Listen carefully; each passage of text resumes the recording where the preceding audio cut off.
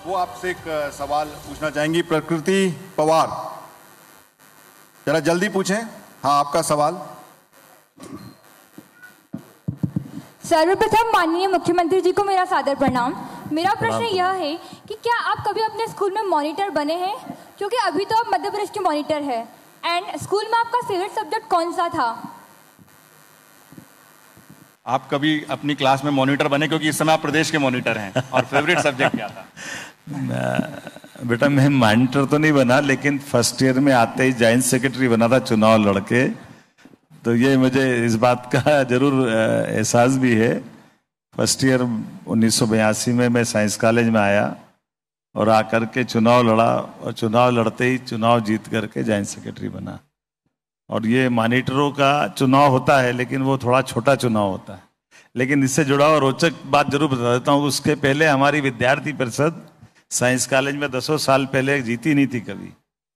लेकिन जीतने के बाद, जब उस समय हमारी पीएमटी चलती थी मेडिकल के एडमिशन के लिए, तो मैंने पीएमटी दी, मेरा सिलेक्शन हो गया, मैंने मेडिकल कॉलेज में एडमिशन ले लिया। मेरी पार्टी वालों ने बाद में आया करे तुम कहाँ फंस गए चक्कर में, कि यहाँ तुमको चुनाव लड़ना सेकेंड ईयर में प्रेसिडेंट का, और तुम तो एमबीबीएस करने चले गए। तो मेरे को भी ध्यान में आया कि हाँ, कहाँ चक्कर में पड़े, छोड़ो एमबीबीएस, वापस चुनाव लड़ने साइंस कॉलेज में आए। ये जरूर एक बात मेरे सामने, क्योंकि चुनाव और एमबीबीएस थोड़ा सा मेरे को उस समय लगा कि सेकेंड ईयर में प्रेसिडेंट होंगे, जरा अच्छा रहता है। अभी मैं जरूर वो जो अभी मेरी बात कोरिलेटेड होगी, जिस बेटी से मैं कह रहा था, उन्होंने कहा मैं आईएएस बनूंगी। तो नेता बनने से आप मेरे को एक प्रश्न का उत्तर दो। एक अवसर मेरे साथ और आया था, चलो मैं बता ही देता हूँ। मेरे को बता नहीं, मैंने एमपीपीएससी की सिलेक्शन के बाद के मित्रों के साथ बातचीत करते हुए दिया था। मेरे साथ एक मौका आया 87 में, कि उस समय के एक पीएससी के चेयरमैन थे। मैं कोई कारण से उनके घर पे था, उनके साथ भोजन करते करते उन्होंने कहा बेटा आपने क्या किया? तो उन्होंने कहा मैंने बीएससी एलएलबी किया है। बोला आप एक काम करो, एमपीपीएससी दे दो तो मैं आपको डिप्टी कलेक्टर बना दूंगा। और मैं उस समय मुश्किल से 25 साल का, एक आध साल आगे पीछे हुआ जी। मेरे मुंह से निकला कि सर धन्यवाद आपका, पर आप मेरे को डिप्टी कलेक्टर बनाओगे, मैं आईएएस मेरे हाथ के नीचे रखना चाहता हूँ। आप मेरे को कहाँ चक्कर में पड़ रहे हो मेरे यहाँ? क्या बात। अब मैं बोल तो गया, और वो उनके घर में भोजन कर रहा हूँ, और वो बहुत बड़े आदमी है। मेरे को अंदर से बहुत शर्म आई। मैंने उनसे कहा सर माफ़ करना, मेरे मुंह से निकल गया। मेरे मन में ऐसा आया नहीं था, लेकिन पता नहीं क्यों निकल गया कि मैं नौकरी नहीं करूँगा, मैं नौकरी वालों के ऊपर काम करूँगा। तो मुझे इसलिए बात बोल दी है, तो आपको बुरा नहीं लगना चाहिए। तो वो तो हो गई, आई गई बात। मैं समझ सकता हूँ कि 87 की बात होगी, जब मैं 2003 में उज्जैन विकास प्राधिकरण का अध्यक्ष बना, तो अपर कलेक्टर स्तर के व्यक्ति मेरे सीईओ बने। कोई बात नहीं, मैं लगभग 2010 तक लगातार चेयरमैन रहा। लेकिन 11 में जैसे मैं एमपी टूरिज्म का चेयरमैन बना, तो वो सज्जन चेयरमैन थे जिनमें तो भूल गया वो बात को, उनको याद थी। सतना से चल के मेरे पास आए और मुझे बधाई दी। उस समय सीनियर आईएएस हमारे एमडी हुआ करते थे, कि बेटा ये सही बात है, तुमने उस समय मेरे को बताया था और मेरे को याद थी। तो मैंने सोचा देखो तुम्हारे जीवन में क्या होगा, तो वास्तव में तुम्हारे हाथ के नीचे आईएएस काम कर रही है। 2011 की बात है, वो तब बधाई देने आए थे। अब तो वो इस दुनिया में नहीं है, परमात्मा की लीला है। लेकिन ऐसे मैंने सहज ये बात निकाली कि हमारे अपने टैलेंट का मतलब केवल किताबी ज्ञान के आधार पर हम डिग्री हासिल कर लें, केवल अंकों के आधार पर अपने आप को खुश हो लें, वो भी जरूरी है। अंकों से वर्तमान के संसार में आपकी एक पहचान बनी, लेकिन वो एक सीढ़ी है। इससे अगली सीढ़ी आपको साहसी बनाती, निर्भीक बनाती, और आपको जो बनना है आप उसी अवस्था में डिसाइड करो कि मेरे को ये बनना है, और वो बन के दिखाओ। और अहंकार मत करो, लेकिन उस सामर्थ्य से डरो भी मत, निर्भीकता के साथ। मैंने उदाहरण दिया नेताजी सुभाष चंद्र बोस का, जिनकी आंखों पे चश्मा लगा है। तो नेताजी सुभाष चंद्र बोस का अपना जीवन अगर पढ़ेंगे तो ध्यान में आएगा, नेताजी सुभाष चंद्र बोस को चश्मा क्यों लगा। वो इतने बहादुर थे, उन्होंने कहा ये सूरज सबको दिखाता आंखें, मैं इसको आंखों दिखाता हूँ। अब वो उनकी उम्र लड़कपन, लेकिन कोई बात नहीं, उनको आंखों में चश्मा इस कारण से लगा कि वो सूर्य देवता से आंख मिला रहे थे। तो ये हमारे लिए आदर्श तो यही हो सकते हैं ना। मैं ये नहीं कहता आप मिलाने लग जाना, लेकिन ये एहसास तो होता है उनके अंदर का जो जीवटता है, ये हमको एहसास कराती।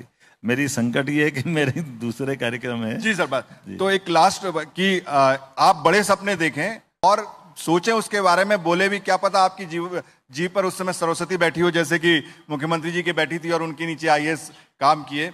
बस एक लास्ट सवाल मैं लेना चाहूंगा सोनिया देवड़ा जो हैं उनसे।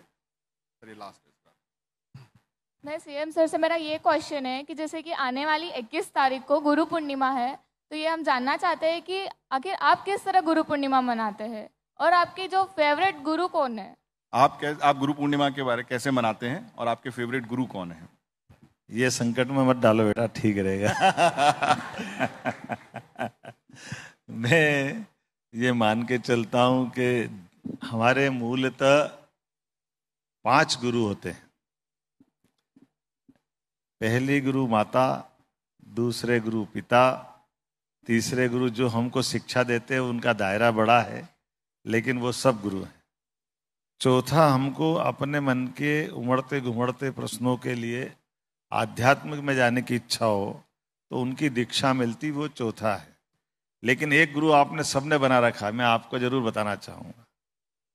वो गुरु कौन है? किस किस ने बनाया बताओ जरा। सबने। मैं गारंटी दे सकता आपने सबने बनाया है। वो 5वां गुरु है आईना, जो आप रोज देखते हो अपने आंखों के सामने। वो आईना आपकी सच्चाई बताता है, बाहर की सुंदरता भी दिखाता है और अंदर कितने आप पानी में हो ये भी बताता है। दिन प्रतिदिन बदलता शरीर, दिन प्रतिदिन आपकी अवस्थाओं में आने वाले बदलाव, और ऐसे में आप अपने जीवन में उमड़ते घुमड़ते प्रश्नों के उत्तर देने लायक आप बने हो कि नहीं बने हो। ये बाह्य सौंदर्य के चक्कर के बजाय आंतरिक सौंदर्य को जीवन जीने के लिए भी वो प्रेरित करता है। और कई बार मन में आपको लगता है, कई बार हमको लगता है आईना तो सही बता रहा है, लेकिन आप अपने आड़े टेढ़े जो उठने वाले प्रश्न है उससे कॉम्प्रोमाइज करके नहीं ये ठीक है, ये तो सब ऐसे ही कर रही है, चलो ये बढ़िया हो गया, ठीक है। लेकिन असली अर्थ में आईना हमको सच्चा गुरु है। मैं उम्मीद कर रहा हूं कि मेरी बात आपको पसंद आई होगी। बहुत बहुत धन्यवाद। जी, बहुत बहुत धन्यवाद। क्योंकि आज की जनरेशन के एक गुरु गूगल भी हैं, लेकिन जो आपने बताया वो ज्यादा बेहतर गुरु है। आपका बहुत बहुत धन्यवाद, आपने बेबाकी से जवाब दिए। सुरेश गोयल सर को मंच पर आमंत्रित करता हूं IBIS 24 की तरफ से और गोयल ग्रुप की तरफ से आदरणीय चेयरमैन सर को मंच पर आमंत्रित करता हूं। माननीय मुख्यमंत्री जी को बहुत बहुत धन्यवाद। डॉक्टर मोहन की मास्टर क्लास में हम सबको भी जीवन के कुछ इंपॉर्टेंट चैप्टर्स और लेसन्स मिले हैं। बहुत सारी शुभकामनाओं के साथ हृदय की गहराइयों से आपका धन्यवाद, आभार।